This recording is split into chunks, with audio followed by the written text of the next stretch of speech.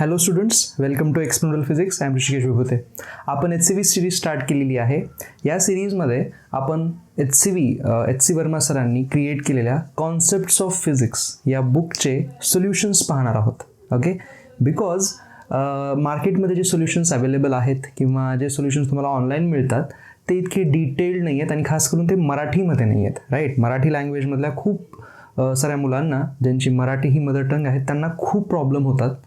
Right, त्यामुळे माझा असा विश्वास आहे की ही सिरीज त्या स्टुडंट्सना खूप जास्त हेल्प करेल.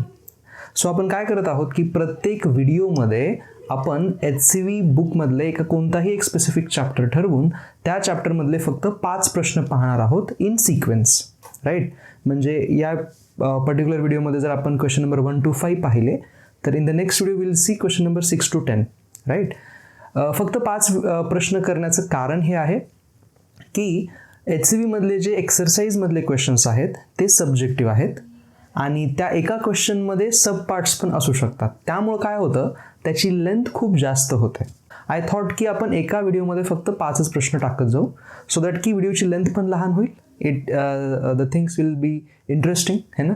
आणि मी ट्राय करतो की रोज एक व्हिडिओ अपलोड करावा, म्हणजे आपला हा चॅप्टर जो आहे कंटिन्युअसली, जसा तुम्ही क्लासमध्ये तुमच्या ज्या कोणत्या क्लासमध्ये तुम्ही हा करताय, आयदर तुमच्या कॉलेजमध्ये असेल किंवा ट्युशन्समध्ये असेल, कोचिंगमध्ये असेल, तर रोज जितका ऑलमोस्ट सिलेबस होऊ शकतो रिस्पेक्टिव्हली तेवढेच प्रश्न आपण ॲज अ होमवर्क इथं पाहणार आहोत. ठीक आहे. एक महत्त्वाची गोष्ट, HCVचे क्वेश्चन्स आणि त्याचे सोल्युशन्स पाहून नुसता फायदा होत नाही. इट इज इम्पॉर्टंट की तुम्ही HCVचे क्वेश्चन्स अगोदर स्वतः ट्राय करत चला. त्यामुळे तुमचे डाऊट क्रिएट होतील आणि मग त्या डाऊट्सचं सोल्युशन पाहण्यासाठी जिथे कुठे तुम्ही अडलेले आहात है ना, ती प्रॉब्लेम का झाली तुम्हाला, त्या सोल्युशनसाठी तुम्ही हे व्हिडिओ जे मी क्रिएट करतोय तुम्ही पाहत चला है ना. Just before starting the questions on your on तुम्ही कोणतेही doubt solving solutions try out करू नका, कारण त्याचा जास्त मग तुम्हाला फायदा होणार नाही आहे. ठीक आहे. कॉन्सेप्ट्स ऑफ फिजिक्स हे जे बुक आहे ना ते सेल्फ लर्निंगसाठी बनवलं गेलेलं आहे. सरांनी दिलेली थिअरी पण खूप सुंदर आहे, तुम्ही ती थिअरीही रीड करू शकतात. The book can be your reference book. तुमच्या NCERT किंवा स्टेट बोर्डपेक्षा हे एक चांगलं रेफरन्स बुक बनवू शकतं. पण जर समजा तुम्हाला थिअरीमध्ये थोडीशी प्रॉब्लेम होत असेल रीड करायला, दॅट इज ओके. पण क्वेश्चनमधून पण तुम्हाला खूप साऱ्या कॉन्सेप्ट्स क्लिअर होऊ शकतात आणि माझा ॲक्च्युली तोच उद्देश आहे की क्वेश्चन सॉल्व करत असताना आपलं माइंडचं सेटिंग कसलं असलं पाहिजे, आपण प्रॉब्लेमला कसा अप्रोच केला पाहिजे है ना. फिजिक्समध्ये ह्या खूप मोठे इश्यूज येतात. इट इज नॉट जस्ट की तुम्हाला फॉर्म्युला पाठ असला पाहिजे, कॉन्सेप्ट पाठ असली पाहिजे आणि तुम्ही सॉल्व करू शकतात. तसे प्रश्न फिजिक्समध्ये नसतात. सिच्युएशन बेस्ड क्वेश्चन बनवले जातात. पर्टिक्युलर क्वेश्चनमध्ये पर्टिक्युलर सिच्युएशन असते, ती समजली पाहिजे, त्यांना ॲनालिसिस तुम्हाला करता आलं पाहिजे, त्यात ठरवलं पाहिजे की कोणता फॉर्म्युला तुम्ही वापरताय आणि मग पुढं तो फॉर्म्युला वापरून मॅथमॅटिक्स सॉल्व करून आन्सर येतं. राईट, सो खूप छोट्या गोष्टी आहेत जिथे तुम्ही मिस्टेक्स करू शकतात आणि I want you to make those mistakes. मला हवं आहे की तुम्ही त्या मिस्टेक्स कराव्या. त्यासाठी मी तुम्हाला म्हणतोय तुम्ही हे स्वतः अगोदर सॉल्व करणं जरुरी आहे. तेव्हा तुमचे डाऊट्स येतील. ते डाऊट्स क्लिअर करण्यासाठी हे व्हिडिओ पहा. डायरेक्ट हा व्हिडिओ पाहायचा प्रयत्न करू नका, त्याचा जास्त यूज पण नाही आहे. सो आजचा जो व्हिडिओ आपण डेडिकेट करतोय तो चॅप्टर नंबर 1ला असेल, that is units and dimension of volume number 1. आणि त्यात पण आपण ऑब्जेक्टिव्ह 1 स्टार्ट करतोय from question number 1 to 6. Objective 1मध्ये फक्त 6 प्रश्न आहेत या चॅप्टरमध्ये. मग ते 6चे 6 या व्हिडिओमध्ये आपण कंप्लीट करू शकतो. राईट, सो आपण क्वेश्चन नंबर 1 पासून स्टार्ट करतोय ऑब्जेक्टिव्ह 1च्या. ठीक आहे, बघा मग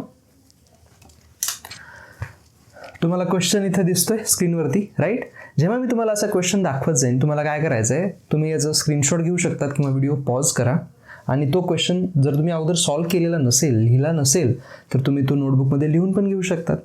pause the video, write down the question, take your time, स्वतः सॉल्व करण्याचा प्रयत्न करा, विचार करा, स्वतःचं एक थिंकिंग क्रिएट करा, आन्सर चेक करा. जेव्हा आन्सर चुकेल तेव्हा ते का चुकलं त्यासाठी पुढचा व्हिडिओ बघा. असं प्रत्येक प्रश्नासाठी तुम्हाला करायचं आहे. ओनली देन तुम्हाला या बुकमधून जास्तीत जास्त थ्रूपुट मिळेल, आउटपुट मिळेल. तुम्हाला हे कळेल की ही बुक ॲक्च्युली कोणत्या इंटेन्शननं क्रिएट केलं गेलं. It is not like your any other book. Okay, हे बुक ॲक्च्युली प्रिपरेशनसाठी बनवलं गेलेलं नाही आहे. हे फिजिक्स शिकवण्यासाठी बनवलं गेलेलं आहे. होण्याचे प्रश्नांचं वर्डिंग पण थोडंसं वेगळं असेल. ठीक आहे, अँड इव्हेंच्युअली तुम्हाला हे बुक आवडायला पण लागेल. Don't worry about that. ठीक आहे. बघा पहिला प्रश्न काय म्हणतायत, which of the following sets can not enter into the list of fundamental quantities in any system of unit. वेगवेगळ्या सिस्टम ऑफ युनिट असतात. SI सिस्टम आहे, CGS आहे, MKS आहे, FPS आहे. या कोणत्याही सिस्टममध्ये कोणता सेट फंडामेंटलमध्ये एंटर करू शकत नाही असं ते म्हणतात है ना. आपण एक एक ऑप्शन बघू. पहिला ऑप्शन काय आहे, लेंथ, मास आणि वेलॉसिटी. बघा क्वेश्चन नंबर 1 आहे हा. पहिला ऑप्शन काय आहे बघा, लेंथ, मास आणि velocity. This is the first option, right. आता विचार करा जरा, SI युनिट्समध्ये ज्या फंडामेंटल क्वांटिटीज आहेत त्या कोणत्या आहेत, आपल्याला माहीत असणाऱ्या फंडामेंटल कोणत्या आहेत. SI मधल्या म्हणतोय मी, कोणत्या कोणत्या असतात. एक आहे मास, मग आहे लेंथ, मग आहे टाइम, मग आहे टेम्परेचर म्हणजे केल्विनमध्ये, आणि मग अजून पुढच्या आहे ना. पण आपल्या तिघांमध्ये ऑलमोस्ट काम होऊन जाईल. बघा एम ही क्वांटिटी कशासाठी आहे, किती मास असतं हे सांगायला, आणि ती क्वांटिटी सांगायला लेंथ तुम्हाला युजफुल नाही आहे. लेंथवरती कधी मास डिपेंड नाही करणार है ना, किंवा मास ही क्वांटिटी डिफाईन करण्यासाठी लेंथची गरज पडत नाही. It is independent. सिमिलरली लेंथसाठी मासची गरज पडत नाही, किंवा टाईमची गरज पडत नाही, किंवा टेम्परेचरची पडत नाही, राईट. आता दिलेल्या पहिल्या ऑप्शनमध्ये या हे बघा, इथं लेंथ आणि मास तर आहेत, म्हणजे हे तर आहे आपल्याकडे ऑलरेडी आहे, हे SI मध्ये पण आहे. पण SI मध्ये वेलॉसिटी ही बेसिक क्वांटिटी आहे का, नाही. पण त्यांनी इथं मेन्शन केलेली आहे.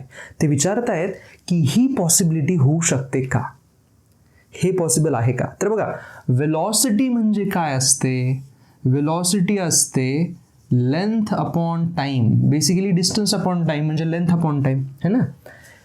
हे जे त्यांनी एक ऑप्शन आपल्याला सांगितलंय की असा असतो का बघा म्हणून, याच्यामध्ये टाइम नाही आहे, याच्यामध्ये टाइम नाही आहे, करेक्ट. पण वेलॉसिटीमध्ये डिफाईन करायला टाइमची गरज पडते, म्हणजे वेलॉसिटी डिफाईन केल्यावर इनडायरेक्टली टाइम पण डिफाईन होतोय. लक्षात आलंय, म्हणजे आपलं काम भागून जातं. म्हणून दिस कुड बी अ पॉसिबिलिटी, हे सिस्टम बनू शकते. हां, बनवली नाही आहे, बनवू शकतो आपण. ठीक आहे. So 1 is a possibility. Option 2 कोणता आहे बघा, बी ऑप्शन काय आहे, लेंथ, टाइम आणि वेलॉसिटी. हे बघा लेंथ, टाइम आणि वेलॉसिटी. आता याच्यामधल्या ह्या दोन क्वांटिटी तर होत्या आपल्याकडे ऑलरेडी. हे बघा लेंथ आणि टाइम तर आहे ना, लेंथ आणि टाइम तर आहे, पण मास नाही आहे. आता या युनिटमध्ये, या सिस्टममध्ये लेंथवरती मास सांगता येतं का, नाही. टाईमवरून मास सांगता येतं का, नाही. वेलॉसिटीवरून मास सांगता येतं का, नाही सांगता येत. वेलॉसिटी काय असते, लेंथ अपॉन टाइम. ह्या दोघांमध्ये पण कुठेही मास नाही आहे, म्हणजे तुम्ही जे सिस्टम डिफाईन करताय त्या सिस्टममध्ये मास तुम्ही इन्क्लूडच केलेलं नाही आहे. डायरेक्टली और इनडायरेक्टली कसंच इन्क्लूड केलेलं नाही आहे. त्यामुळं ही सिस्टम पॉसिबल नाही आहे. ही होती पण ही पॉसिबल नाही आहे, कारण ह्याच्यामध्ये मासच नाही आहे. No mass, that is the reason. लक्षात आले. आता सी ऑप्शन काय आहे बघा, C option is mass, time and velocity. Mass, time and velocity. बघा मास बेसिक आहे माहिती आहे, टाइम पण आहे. आता वेलॉसिटीमध्ये लेंथ येऊन जाईल ना. हे बघा आपल्याला लेंथ हवी होती, इथं लेंथ नाही आहे दोघांमध्ये, पण वेलॉसिटीमध्ये इनडायरेक्टली लेंथ येऊन जाईल, म्हणजे हे पण पॉसिबिलिटी आहे, चालून जाईल हे पण. आणि शेवटचा कोणता आहे, लेंथ, टाइम आणि मास. लेंथ, टाइम, मास तर इथलेच आहे. हे बघा लेंथ, टाइम, मास SI मध्ये जे होतं तेच आहे, म्हणजे SI सिस्टमच D मध्ये सांगितली गेली आहे. बघा कसा प्रश्न होता, एकदमच वेगळा प्रश्न आहे ना, अशा टाईपचे आपण नाही पाहिले अजून, करेक्ट. सो या क्वेश्चनचा आन्सर आहे सेकंड ऑप्शन बी. मी जस्ट तुमच्या सॅटिस्फॅक्शनसाठी सी आणि डी पण सॉल्व केले, पण तुमचे एकदा आन्सर बी झालेले तर पुढचं करण्याची गरज नाही आहे तुम्हाला. हे सिंगल करेक्ट क्वेश्चन असतात ऑब्जेक्टिव्ह 1 मध्ये. ठीक आहे. सो एक ऑप्शन आला, पुढे चला. ऑब्जेक्टिव्ह 2 जो आहे तो मात्र मल्टिपल करेक्ट आहे. 2 ऑप्शन बरोबर असू शकतात, 3 बनू शकतात, 4 बनू शकतात, और सिंगल पण असू शकतो. बघूयात ते पण येणार आहेत पुढं. हे लिहून घ्या. ठीक आहे. तुमच्या वर्ड्समध्येच एक्सप्लेनेशन लिहा, राईट. मी तुम्हाला एक एक्झाम्पल सांगतो की in option A velocity term takes care of time. वेलॉसिटीमध्ये टाइम इनडायरेक्टली येतोय म्हणून हे पॉसिबिलिटी आहे. बी मध्ये मात्र तसं माससाठी नाही आहे काही. That is the explanation. Okay, लिहून घ्या. पुढचा प्रश्न बघू. नंबर 2. क्वेश्चन नंबर 2 बघा स्क्रीनवरती दिसतोय. A physical quantity is measured and the result is expressed as NU where N is the unit used and U is the numerical value. ठीक आहे. If the result is expressed in various units then option विचारतायत की N हा directly proportional असेल size of U ला, किंवा N is directly proportional असेल U स्क्वेअरला, थर्डमध्ये रूटमध्ये सांगितले प्रपोर्शनल, आणि D मध्ये इन्व्हर्स प्रपोर्शन आहे. सगळ्यात पहिल्यांदा याचा अर्थ काय ते समजून घ्या. काय म्हटलेलं आहे बघा, एक कोणती तरी क्वांटिटी आपल्याला माहीत नाही कोणती, आणि ती मेजरमेंट त्याचं झालेलं आहे, आणि जे मेजरमेंट आहे ते असं दिलेलं आहे. Measurement is N into U अशा पद्धतीने एक्सप्रेस केलं आहे. ह्याच्यामध्ये हा जो N आहे that is basically a number. हा नंबर आहे फक्त, आणि हे जे U आहे second part that is the unit. Number आणि युनिट. ठीक आहे, आपण प्रश्नाकडे आत्ताच नको जायला. मी तुम्हाला हे एक एक्झाम्पल घेऊन सांगतो की याचा अर्थ काय. ठीक आहे. सपोज करू की आपण काय केलेलं आहे, एक टेबल समजा तुमच्या रूममध्ये एक टेबल आहे, त्या टेबलची लेंथ तुम्ही मोजलेली आहे, and that length came out to be maybe 1 meter है ना. तर मग n ची व्हॅल्यू झाली 1, लक्षात आले, नंबर झाला 1 आणि युनिट झालं मीटर. लक्षात आले, हे अशा पद्धतीनं. ओके, आता अर्थ कळतोय n म्हणजे काय आणि u म्हणजे काय. ओके, नाव थोडंसं पुढे जाऊ आता प्रश्नामध्ये. ते म्हणतायत की या क्वांटिटीला आपण वेगवेगळ्या युनिट्समध्ये जर डिस्प्ले केलं तर काय फरक पडेल. म्हणजे याला जर आपण सेंटीमीटरमध्ये जर नेलं है ना, जर याला सेंटीमीटरमध्ये लिहिलं तर 1 सेंटीमीटर लिहिता येणार नाही. 1 मीटर इज 100 सेंटीमीटर. आता तुम्हाला हे लक्षात येईल की हा जो नंबर आहे हा नंबर इन्क्रीज झालेला आहे. The number has increased. इथं 1 होता, इथं 100 आहे. मग हा नंबर का इन्क्रीज झालेला आहे, कारण तुम्ही जे युनिट वापरताय ते युनिट आता लहान झालेलं आहे. युनिट लहान झालंय. सेंटीमीटर हे युनिट मीटरपेक्षा लहान आहे, हे तर पडतं तुम्हाला.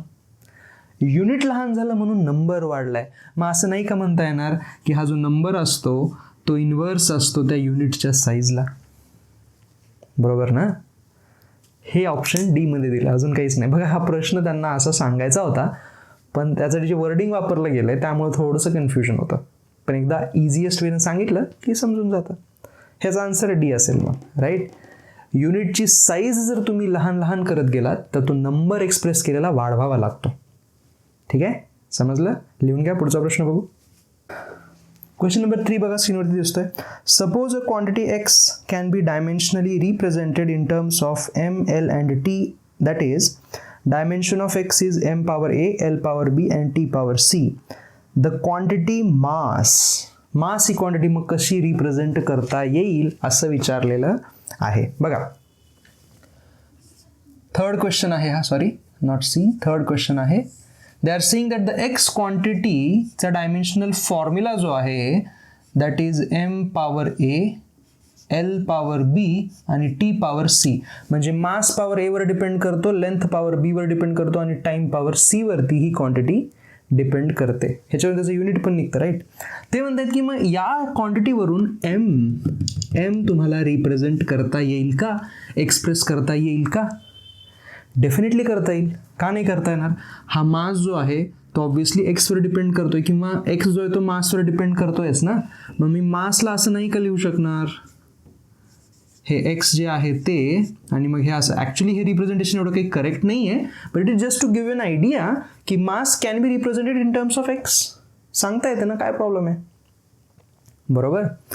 एक्सचा जो काही डायमेन्शनल फॉर्म्युला असेल त्याच्या रिस्पेक्टमध्ये आपण हे सांगू शकतो, राईट. मग आता ऑप्शन बघूयात.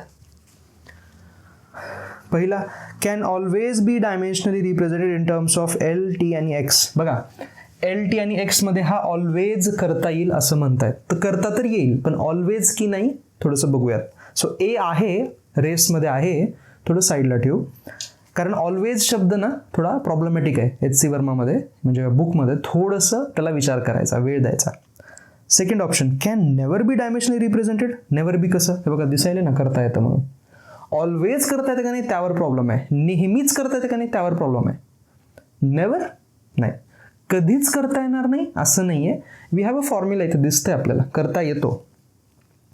C may be represented in terms of L T and X if A is equal to 0. आता बघा सी मध्ये प्रॉब्लेम आहे. ते काय म्हणतायत, जर ए ची व्हॅल्यू 0 झाली, मासची जी पॉवर आहे ती व्हॅल्यू जर 0 झाली तर ही पूर्ण क्वांटिटी 1 बनेल ना.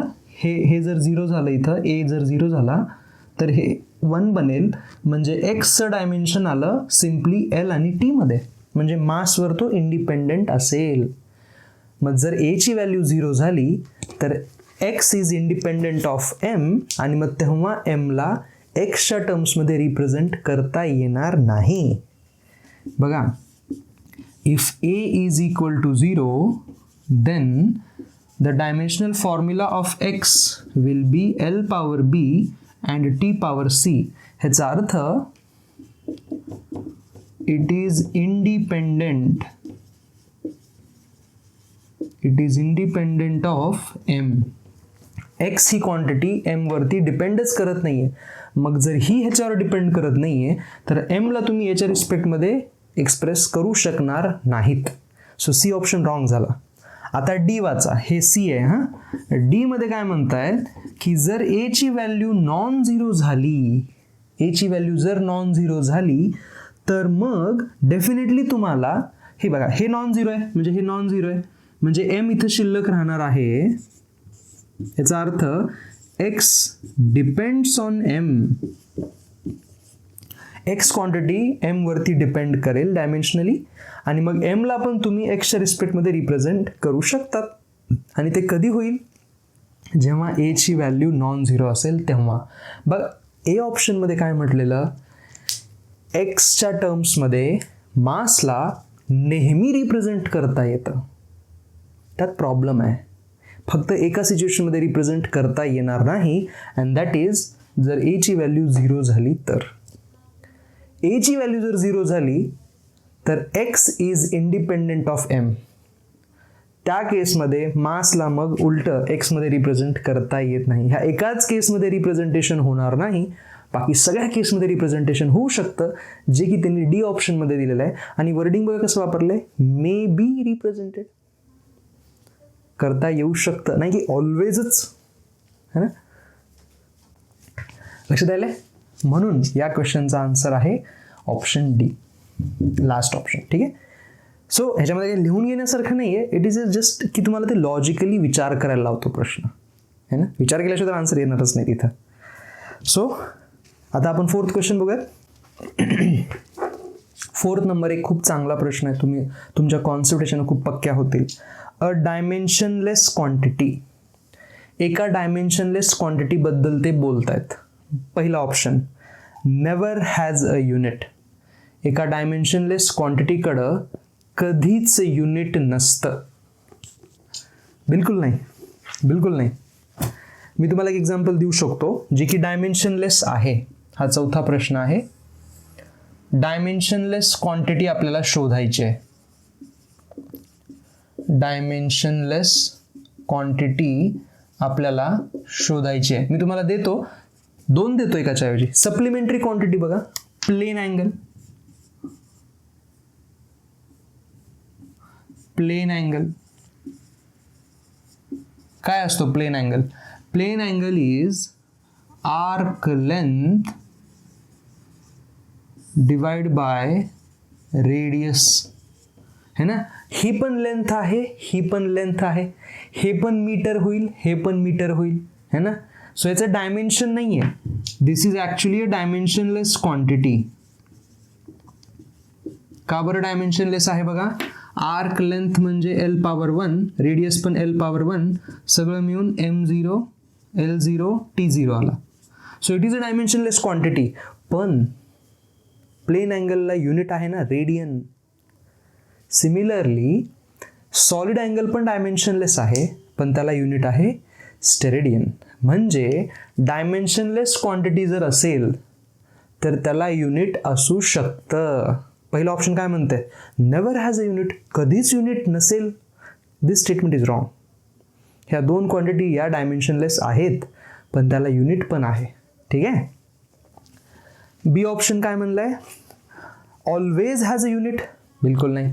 नेहमीच युनिट असावा असं पण नाही आहे. डायमेन्शनलेस क्वांटिटी खूप सारे आहेत ना, like number, constant number. Kinetic एनर्जीमध्ये 1/2 mv² असतो. That 1/2 number is a dimensionless quantity. Simply तो नंबर आहे आणि त्याला युनिट पण नाही आहे ना. So always has a unit पण म्हणता येणार नाही, त्याला युनिट पण नसतात कॉन्स्टंटना भरपूर. ठीक आहे. त्यानंतर third, may have a unit. हे बघा, हे ऑप्शन करेक्ट आहे. कदाचित त्याला युनिट असू शकतं आणि त्याचे एक्झाम्पल कोण आहेत, प्लेन अँगल आणि सॉलिड अँगल. सो याचा आन्सर सीच असायला पाहिजे. बघूयात आपण फोर्थमध्ये करेक्ट आहे का आपलं. फोर्थचा आन्सर सी करेक्ट आहे. डी काय म्हणलं होतं, डज नॉट एक्झिस्ट. असं थोडी नाही, डायमेन्शनलेस क्वांटिटी आहेत, माहिती आहे आपल्याला. रिफ्रॅक्टिव्ह इंडेक्स डायमेन्शनलेस क्वांटिटी आहे, रिलेटिव्ह डेन्सिटी डायमेन्शनलेस क्वांटिटी आहे, आहेत ना. समजलं. ठीक आहे. लिहून घ्या. पुढचा प्रश्न बघू, 5 नंबर. ॲक्च्युली आपण हे कट नको करायला, असंच 5वा नंबर बघू. अ युनिटलेस क्वांटिटी, एक अशी क्वांटिटी बघा जी युनिटलेस आहे, त्याच्याबद्दल म्हणतायत. पहिला ऑप्शन, युनिट नसणाऱ्या क्वांटिटीज कोणत्या आहेत. युनिट नसणाऱ्या क्वांटिटीज, आता फॉर एक्झाम्पल रिफ्रॅक्टिव्ह इंडेक्स म्हटलं आपण. काय असतो रिफ्रॅक्टिव्ह इंडेक्स, 5व्या नंबरच्या क्वेश्चनसाठी करतोय बरं का मी. रिफ्रॅक्टिव्ह इंडेक्स, रिफ्रॅक्टिव्ह इंडेक्स असतो काय, त्याला सिम्बॉलिकली म्यू लिहितात आणि ॲक्च्युली 2 स्पीडचा रेशो असतो तो. Speed in medium divide by speed in air किंवा व्हॅक्यूम लिहितात. बेसिकली दोन्हीही स्पीड आहेत, त्यांचा रेशो आहे, म्हणून ही क्वांटिटी युनिटलेस आहे. युनिटलेस आहे ही, है ना. ह्याच्याबद्दल काय म्हणतायत ते, पहिला ऑप्शन मी परत एकदा नीट रीड करतो. A unitless quantity never has a non zero dimension. Non zero dimension याचा अर्थ काय, डायमेन्शन असणं. नॉन झिरो डायमेन्शनचा अर्थ आहे डायमेन्शन असणं. पहिल्या ऑप्शनमध्ये काय म्हणतायत, युनिटलेस क्वांटिटीला डायमेन्शन असेल असं कधीच होणार नाही. बरोबर आहे ना. ज्या क्वांटिटीला डायमेन्शनच नाही आहेत, ज्या क्वांटिटीला युनिटच नाही आहेत, जसं की हे, या क्वांटिटीला युनिटच नव्हतं, अशा खूप साऱ्या क्वांटिटी आहेत ज्या युनिटलेस आहेत. रिलेटिव्ह डेन्सिटी अशीच बनते. तो पाय कॉन्स्टंट आहे, ई कॉन्स्टंट आहे, है ना. ह्या सगळ्या युनिटलेस क्वांटिटी आहेत. त्यांचे डायमेन्शन आहेत का, मग नाही आहेत ना. They have 0 dimension. मग असं कधीच होणार नाही की युनिटलेस क्वांटिटी तर आहे आणि त्याला डायमेन्शन येईल, बिलकुल नाही होणार. It will always have 0 dimension ना. हे फक्त नेवर हॅज नॉन झिरोमुळं थोडंसं कन्फ्युजिंग होतं. नॉन झिरो डायमेन्शन कधीच असणार नाही. येस, कधीच नॉन झिरो डायमेन्शन त्याला असणार नाही. It will always be a 0 dimension. ठीक आहे. दुसरं, ऑलवेज हॅज नॉन झिरो. बघा काय म्हणता येते, नॉन झिरो डायमेन्शन म्हणजे काय, डायमेन्शन असणं. बी ऑप्शन म्हणतायत त्याला नेहमीच डायमेन्शन असतील. असं कसं, युनिट नाही आहे त्याला, मग डायमेन्शन कुठून येईल. ठीक आहे. सो बी रॉंग आहे. Third, may have a non zero. May have असा एक पण क्वांटिटी आपल्याकडं नाही आहे ज्याला युनिट नाही आहे पण डायमेन्शन आलं आहे. एक पण क्वांटिटी नाही आहे, मग मे हॅव पॉसिबिलिटी बिलकुलच नाही. कन्फर्म फॅक्ट आहे की जर युनिटलेस असेल तर डेफिनेटली डायमेन्शनलेस असणार आहे. ठीक आहे. डी, डज नॉट एक्झिस्ट, बिलकुल नाही. युनिटलेस क्वांटिटी एक्झिस्ट करतात. हे बघा, घ्या, लक्षात आलं, समजलं. सो याचा आन्सर यायला पाहिजे ए. थोडासा विचार करा. आय नो थोडासा शब्दांचा खेळ आहे, पण थोडासा विचार जर केलात, स्लो एक वर्डला वाचलात ना, डेफिनेटली लक्षात येईल. ठीक आहे. पुढचा प्रश्न बघू, जो की आपला शेवटचा क्वेश्चन असेल या व्हिडिओचा. क्वेश्चन नंबर 6 बघा, स्क्रीनवरती दिसतोय. एक इक्वेशन दिलेलं आहे, आपण ते इक्वेशन अगोदर लिहून घेऊ. त्याच्यामध्ये एन ची व्हॅल्यू त्यांनी विचारलेली आहे आपल्याला. ठीक आहे. बघा, इंटिग्रेशन आहे हे, है ना. जास्त काही भ्यायची गरज नाही आहे. डायमेन्शनल ॲनालिसिसचा प्रश्न आहे हा. ठीक आहे. dx upon under root 2ax minus x square is equal to a power n into sine inverse x upon a minus 1. Okay, हे अशा पद्धतीने इक्वेशन दिलंय. n ची व्हॅल्यू आपल्याला काढायची आहे. गिवन काय आहे, तुम्ही डायमेन्शन अनालिसिस यूज करू शकतात असं म्हणलेलं आहे. ठीक आहे, करूयात. सगळ्यात पहिल्यांदा इंटिग्रेशनचा विचार नका करू आत्ताच. तुम्ही विचार करा ए बद्दल. सगळ्यात पहिल्यांदा हे बघा, ह्या ब्रॅकेटमध्ये बघा काय दिसतं तुम्हाला. ही क्वांटिटी एक्स अपॉन ए या नंबर 1 सोबत सबट्रॅक्ट व्हायली आहे. सबट्रॅक्शनचा रूल काय असतो की ज्या दोन क्वांटिटी सबट्रॅक्ट होत आहेत त्यांचं डायमेन्शन सेम असायला पाहिजे. म्हणजे याचं डायमेन्शन आणि याचं डायमेन्शन सेम असायला पाहिजे. Now this quantity is actually dimensionless. This quantity is dimensionless. ह्याचा अर्थ ही पण क्वांटिटी डायमेन्शनलेस असायला पाहिजे, म्हणजे त्याला डायमेन्शन नसावं. पण हे तर दोघांचा रेशो आहे आणि रेशो डायमेन्शनलेस आहे. याचा अर्थ एक्सचं डायमेन्शन इक्वल बनायला पाहिजे एच्या डायमेन्शन सोबत.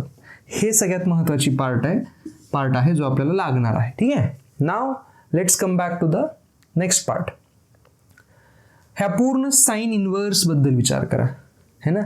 मे बी तुम्ही आतापर्यंत तुमच्या मॅथमॅटिक्समध्ये साइन इन्व्हर्स असं फंक्शन पाहिलेलं नाही आहे. सो मी थोडंसं एक्सप्लेन करतो. I will take some time here, don't worry, जास्त वेळ नाही लागणार. आपल्याला माहिती आहे की आपण साइन 30 डिग्रीची व्हॅल्यू लिहितो 1/2, करेक्ट, है ना. याच इक्वेशनला अजून एका पद्धतीनं रिप्रेझेंट करता येतं आणि ते खूप फेमस आहे. आता फिजिक्समध्ये हे वापरलं जाईल खूप वेळेला. 30 डिग्रीला तुम्ही साइन इन्व्हर्स 1/2 असं लिहू शकतात. म्हणजे काय केलंय आपण, हा साइन त्या बाजूला टाकून दिलाय फक्त आणि हा 30 डिग्री जो तो ओपन केलाय आणि 1/2 इकडं साइन इन्व्हर्समध्ये टाकून दिलाय, राईट. म्हणजे साइन इन्व्हर्सच्या मध्ये जी काही टर्म बनेल आणि तुम्ही त्याचा जो काही रिझल्ट घ्याल साइन इन्व्हर्सचा किंवा कॉस इन्व्हर्सचा किंवा टॅन इन्व्हर्सचा, कोणत्याही ट्रिग्नोमेट्रिक फंक्शनचा जेव्हा तुम्ही इन्व्हर्स दाखवाल तुम्हाला लेफ्ट हँड साईडला काय मिळतं, रिझल्ट काय मिळतो, अँगल. हा अँगल आहे, म्हणजे हा ॲक्च्युली अँगल आहे, है ना. ह्याचा अर्थ हा जो दिसतोय तुम्हाला पूर्ण, हा आहे अँगल, प्लेनर अँगल. आणि प्लेनर अँगल हा डायमेन्शनलेस असतो. म्हणजे याचं डायमेन्शन काहीच नाही आहे. डायमेन्शनमध्ये याचं कॉन्ट्रीब्युशन बिलकुल नाही आहे. लक्षात आलं, समजलं, ओके.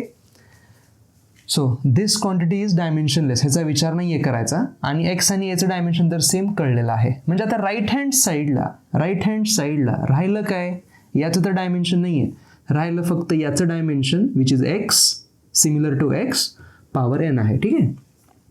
सो RHS साठी डायमेन्शन काय लिहिणार तुम्ही, एक्स पॉवर एन लिहिणार, कारण ते ए पॉवर एन आहे, एला आपण एक्स लिहिलो. ठीक आहे, इथपर्यंत आलो आपण. आता या लेफ्ट हँड साईडला, ठीक आहे, लेफ्ट हँड साईडमध्ये डिनॉमिनेटर बघा. हे बघा, ए आणि एक्स या दोघांचं डायमेन्शन सेम होतं, म्हणजे इथं हा एक्स स्क्वेअरच होईल डायमेन्शन वाईज. एक्स स्क्वेअरमधून एक्स स्क्वेअर सबट्रॅक्ट होऊ शकतो. दोन डायमेन्शन सेम असल्याशिवाय सबट्रॅक्शन करता येत नाही. सो हे दोघं एक्स स्क्वेअर आहेत डायमेन्शन वाईज, तुम्ही त्यांना सबट्रॅक्ट करू शकतात एक्स स्क्वेअरमधून. दोन क्वांटिटी सेम डायमेन्शनच्या सबट्रॅक्ट होत आहेत. आता फॉर एक्झाम्पल मीटर या क्वांटिटीमधून मीटर ही क्वांटिटी सबट्रॅक्ट व्हायली, शिल्लक काय राहील, तीच क्वांटिटी शिल्लक राहते ना, मीटरच शिल्लक राहते. असं थोडी न होईल मीटरमधून मीटर मायनस झाला तर किलोग्राम शिल्लक राहतोय किंवा टेम्परेचर केल्विन शिल्लक राहते, असं नाही होत. म्हणजे हे होणार आहे X square quantity dimension wise, ही पण एक्स स्क्वेअर आहे. सबट्रॅक्ट होऊन हे दोघं मिळून काय शिल्लक राहणार आहे dimension wise, x square, x power 2 शिल्लक राहणार आहे स्क्वेअर ब्रॅकेटच्या मध्ये. आणि त्याचा तुम्ही मग स्क्वेअर रूट घ्यायलात. एक्स स्क्वेअरचा स्क्वेअर रूट काय होतो, एक्स. म्हणजे ही जी क्वांटिटी आहे डिनॉमिनेटरमध्ये त्याचं डायमेन्शन शिल्लक राहील सिम्पली एक्स. बघा इथपर्यंत लक्षात आलं. ठीक आहे. आता थोडंसं पुढं जाऊ आपण. हे मी परत एकदा लिहून घेतोय. LHS मध्ये बघा काय सुरू आहे.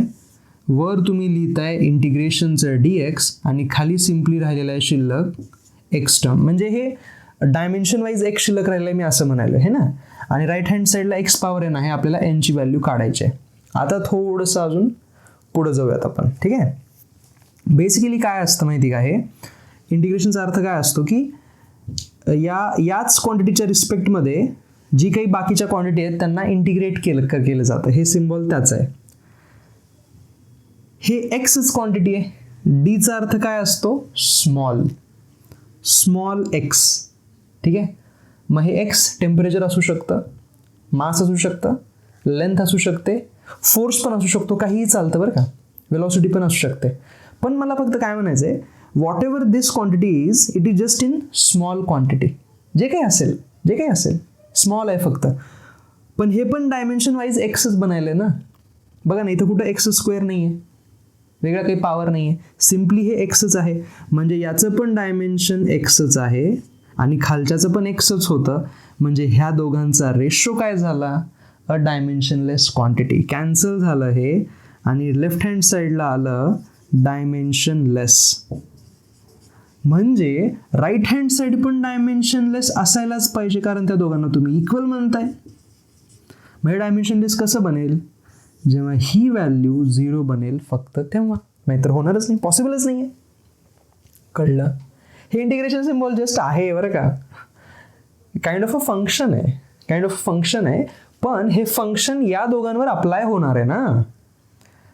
पण ज्यांच्यावर अप्लाय होणार आहे तो रिझल्टच जर डायमेन्शनलेस येत असेल तर तुम्ही फंक्शन जरी काही लावलात, डायमेन्शनलेस क्वांटिटीला डायमेन्शन नव्यानं उत्पन्न तर नाही होऊ शकत, प्रोड्यूस तर नाही होऊ शकत. म्हणून राईट हँड साईड पण डायमेन्शनलेस पाहिजे, म्हणजे n ची व्हॅल्यू पाहिजे 0. द चेक करू आन्सर. पहिलाच ऑप्शन आहे बघा, 6A करेक्ट. समजलं. लिहून घ्या स्टेप वाईज. खास करून हा पार्ट तुमच्यासाठी नवीन आहे ना, या ॲज अ वेगवेगळं नोट म्हणून तुम्ही लिहू शकता. ठीक आहे. तर इथं आपण थांबतोय. आपण 5 प्रश्न पाहणार होतो, पण ऑब्जेक्टिव्ह 1मध्ये 6च प्रश्न होते. सो 5 एका व्हिडिओमध्ये आणि एक सिंगल क्वेश्चन वेगळा कशाला, म्हणून आपण 6 क्वेश्चन एकत्र पाहिलेले आहेत. आय होप की तुमच्या इथे लक्षात यायला हे बुक काय इम्पॉर्टंट आहे. ठीक आहे. नेक्स्ट जो व्हिडिओ असेल आपला, व्हिडिओ नंबर 2 या चॅप्टरचा, त्याच्यामध्ये आपण ऑब्जेक्टिव्ह 2चे क्वेश्चन नंबर 1 to 3 पाहणार आहोत, कारण 3च प्रश्न आहेत त्याच्यामध्ये, पण ते मल्टिपल करेक्ट आहेत. सो ते चांगले प्रश्न बनतात बरं का. मोर दॅन 1 ऑप्शन्स करेक्ट असू शकतात तिथं. तोही व्हिडिओ मिस आउट करू नका. Thank you very much for watching.